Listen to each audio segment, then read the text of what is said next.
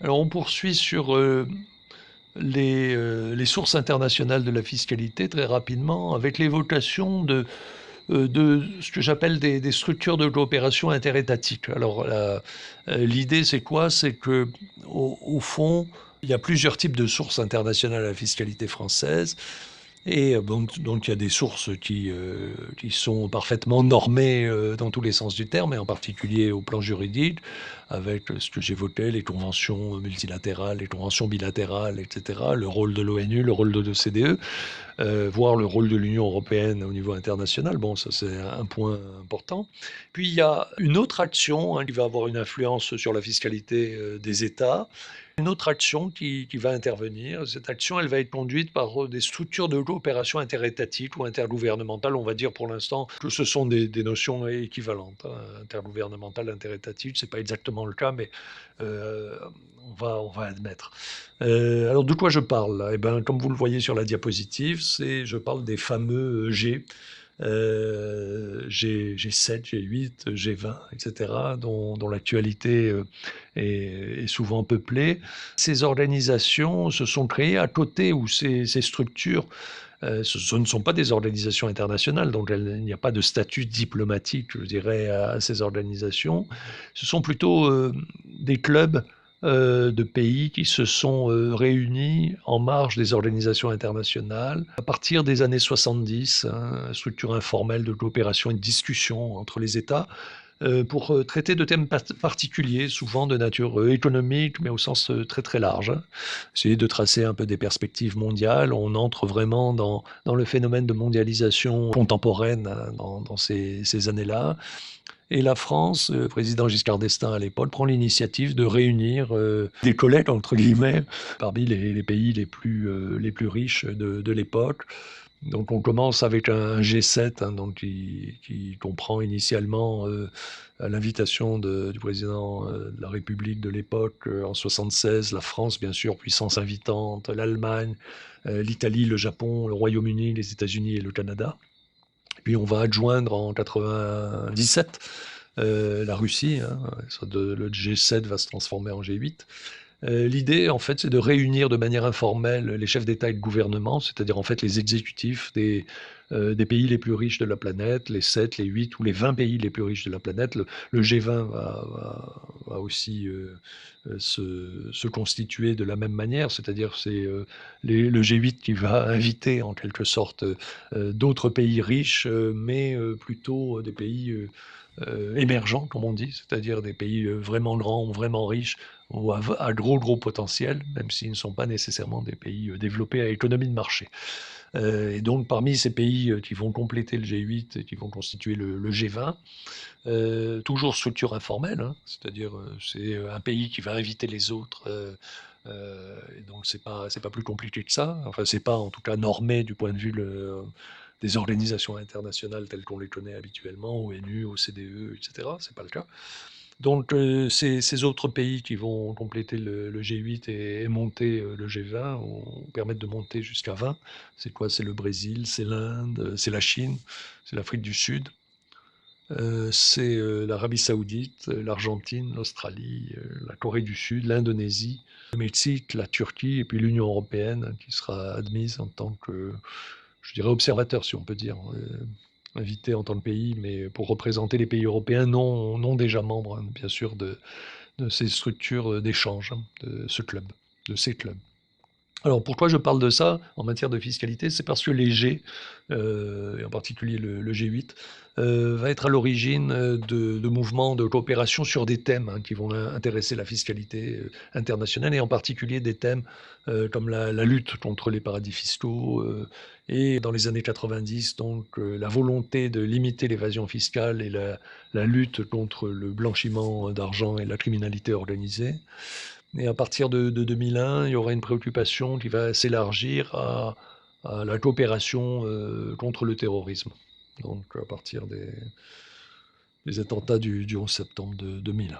Alors, en quoi ça nous intéresse? Ben, c'est ces clubs-là qui vont être à l'origine de décisions politiques, notamment en matière de fiscalité, hein. En particulier, on évoquait précédemment l'harmonisation des législations fiscales et trouver une convergence dans la lutte contre l'évasion fiscale, etc. Et il va y avoir aussi, à partir de ça, la création de structures permanentes, soit au niveau international, soit dans chaque État, pour justement alimenter les travaux en matière de fiscalité. Alors c'est notamment ce qu'on appelle le groupe d'action financière, le GAFI, hein, qui est aussi d'origine française en 89 cette fois, l'initiative du président Mitterrand, qui était président à l'époque. C'est un organisme intergouvernemental hein, qui est créé à Paris, qui va avoir pour but d'aider à concevoir des politiques de lutte contre le blanchiment des capitaux et le financement du terrorisme. Déjà en 89, hein, il y avait cette préoccupation qui a été accrue quelques années plus tard, à partir de 2001. Et donc ce GAFI, c'est un organisme qui rassemble, je crois, 36 ou 37 États, donc qui est à l'initiative, bien sûr, du G7 à l'époque, mais qui s'est élargi pour des raisons de coopération à pas mal d'États, disons une quarantaine d'États, dont 37 États membres, puis il y a des observateurs, etc., qui participent pas, qui regardent les travaux, mais qui n'engagent pas leur gouvernement. Et on a aussi, pour correspondre et travailler avec ce GAFI, des structures dans les différents pays. Alors, je ne connais pas les structures dans les différents pays, je connais simplement la structure française, hein. Donc, c'est cette cellule hein, que j'évoque dans la diapositive, hein, la cellule TRACFIN, pour traitement financier, non, traitement du renseignement et action contre les circuits financiers clandestins en France, qui est devenue la cellule française de lutte contre le blanchiment de capitaux et le financement du terrorisme, et donc qui est le bras armé en quelque sorte des administrations françaises et du gouvernement pour alimenter hein, le travail du GAFI dans la conception de ces politiques. Alors tout ça, après, ça revient, je dirais, dans les États, bah, sous forme d'avancées en termes de conventions internationales, de traités, de coopération active, je dirais, pour rechercher et tracer en quelque sorte les flux financiers. Donc ça intéresse naturellement les administrations fiscales des différents pays, comment les gens peuvent frauder en quelque sorte le fisc, hein, pour parler de manière très très simple. Bon, on termine avec les sources internationales en abordant un, un point qu'on a déjà un tout petit peu évoqué avec l'OCDE et l'ONU, à savoir les sources conventionnelles et plus particulièrement, j'entends par là, les conventions fiscales bilatérales.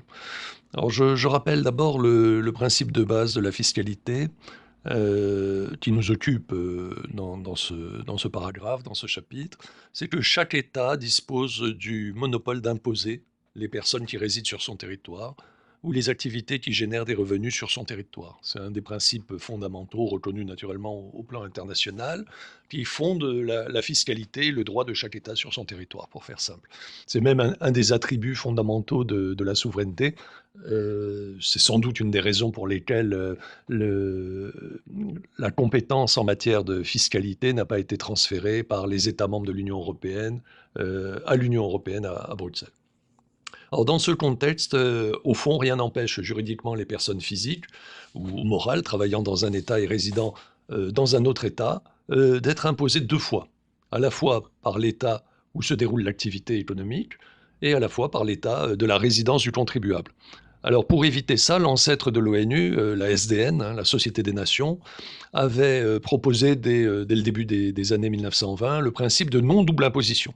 Autrement dit, l'idée était qu'un revenu, un salaire, bénéfice, intérêt de capital, etc., ne soit pas imposé deux fois. Donc c'est un peu la règle que j'évoquais il y a quelque temps, à savoir la règle non bis in idem, appliquée à la fiscalité, pas deux fois pour la même chose. Alors pour cela, une voie très souple respectant la souveraineté des États a été progressivement mise en place, comme on l'a vu. Il s'agit toujours d'ailleurs, de proposer aux États des modèles de conventions fiscales bilatérales. Dans ce cadre-là, les États sont libres de suivre les modèles ou de les transformer. Alors, techniquement, ça fonctionne comme ça, c'est ces conventions fiscales bilatérales. Deux États signent un traité fiscal, une convention bilatérale. Dans le traité, qu'on appelle aussi convention, il prévoit de se répartir le pouvoir d'imposer. les revenus, les activités, les personnes, afin d'éviter que les contribuables à cheval sur 2 États, par exemple travaillant dans un État et résidant dans un autre, payent 2 fois les impôts pour la même activité. C'est ce qu'on appelle la double imposition, ou même maintenant, depuis quelques années, le système a évolué pour qu'on se retrouve dans une situation où les contribuables ne se retrouvent pas à ne pas payer d'impôts du tout. Alors, c'est plus la double imposition, c'est le risque de non-imposition. Troisième aspect dans ce fonctionnement technique, ben, en vertu du principe que j'ai évoqué, hein, de supériorité des traités et des conventions sur les droits nationaux, eh ben, les traités fiscaux, les conventions fiscales adoptées par la France par exemple, s'imposent à la législation fiscale française. C'est comme ça que ces conventions fiscales sont très importantes parce qu'elles vont s'imposer, être supérieures au Code général des impôts par exemple. C'est très, très important dès lors qu'il y a un accord, avec un autre pays. Donc, le principe étant que chaque pays qui signe un traité international s'engage à le respecter en modifiant, le cas échéant, ou en subordonnant, le cas échéant, sa législation nationale aux dispositions du traité. Alors depuis, les années 20, donc l'institution, de ces principes de conventions, fiscales bilatérales à l'initiative de la Société des Nations, depuis, en gros, la relance de ce mécanisme au début des années 60 par l'OCDE, les choses ont un tout petit peu évolué. Donc, j'ai dit à l'instant que le but des conventions fiscales bilatérales, c'était d'éviter que les personnes physiques ou morales soient imposées 2 fois, à la fois dans leur pays de résidence et à la fois dans le pays où ils ont des activités. Donc, s'ils ont des activités dans un pays qui n'est pas celui de leur résidence. Et les choses ont un tout petit peu évolué depuis quelques années, depuis disons les années, la fin des années 80, le début des années 90, avec le souci de repérer en fait les flux financiers. Alors qu'est-ce qui a motivé ces évolutions ou cette évolution? D'abord, ça a été l'augmentation des besoins financiers des États, en rapport plus particulièrement avec la fameuse dette publique dont on a déjà parlé. Ça a été un problème qui a commencer à interroger les États sur les moyens qu'ils avaient de payer la dette et donc d'éviter que cette dette augmente, voire de la faire diminuer ou de la supprimer.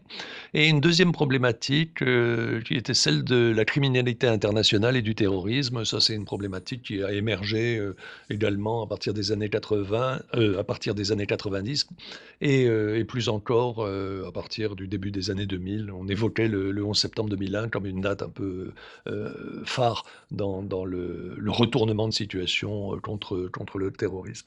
Donc ces deux phénomènes, les besoins financiers des États et la dette d'une part, et les problématiques de criminalité internationale et de terrorisme, ont été un peu à l'origine de mouvements de coopération entre les États. On a vu la problématique ou la question des groupes, hein, G7, G8, etc., sur des thèmes intéressant la fiscalité internationale, ce qui n'était pas le cas au début des années 70, quand ont été créés un peu ces groupes, ces clubs d'États, de dirigeants d'États. Donc, ces thèmes intéressant la fiscalité nationale qui ont été pris en compte par le G8, c'est ben, la lutte contre les paradis fiscaux, la volonté de limiter l'évasion fiscale. L'évasion fiscale étant conçue comme, ou l'optimisation fiscale étant conçue comme l'utilisation astucieuse, je dirais, de textes existants. Il ne s'agit pas purement et simplement de fraude. Également la volonté de lutter contre le blanchiment d'argent, donc avec les problèmes de criminalité, puis de terrorisme. Donc c'est comme ça que l'OCDE, en particulier, a été à l'origine d'une convention multilatérale qu'on a un tout petit peu évoquée précédemment, qui a été mise en œuvre à partir de 2013 à la suite du G20 de Saint-Pétersbourg. Avec cette convention multilatérale qui a pour but explicite hein, de limiter, comme ils le disent très, très joliment, l'érosion de la base d'imposition et le transfert des bénéfices. Autrement dit, freiner l'évasion fiscale vers les paradis fiscaux et permettre surtout aux États de récupérer des ressources fiscales. Alors le texte définitif de cette convention, j'en termine là, a été adopté en 2016, a été ratifié par la France en 2018 et donc est en cours de ratification par d'autres États pour pouvoir être applicable. Alors sur cette diapositive, je vous présente deux petits, documentaires, de très courte durée intéressants, la fiscalité internationale ou du moins les sources internationales de la fiscalité avec des illustrations dont on a un tout petit peu parlé déjà. Là, c'est, 1re vidéo, c'est comment Nike s'y prend-elle pour payer moins d'impôts? Donc c'est un petit documentaire, intéressant sur, la mécanique en quelque sorte de, d'évasion fiscale ou d'érosion des bases, imposables comme dirait l'OCDE. Et puis un 2e document sur une stratégie plus globale, qui est celle de l'Irlande. L'Irlande, un paradis fiscal pour, Google, Facebook et compagnie. Alors cette vidéo est intéressante parce qu'elle illustre, un phénomène assez courant depuis quelques années, qui est fondé sur la souveraineté fiscale, c'est-à-dire qu'au fond, chaque pays fait ce qu'il veut avec sa fiscalité, et certains pays utilisent cette fiscalité pour attirer, comme on l'a déjà un tout petit peu évoqué, pour attirer, par exemple, les entreprises, donc les emplois. Et donc, dans le cadre de l'Irlande, l'Irlande a, comme on l'avait déjà évoqué, a une politique assez en pointe, hein, pour jouer en quelque sorte avec sa fiscalité et attirer certains grands groupes. Donc là, on voit un paradis fiscal pour Google, Facebook et compagnie, donc les GAFA, ou une partie des GAFA. Donc, document également intéressant pour illustrer ce qu'on a déjà dit.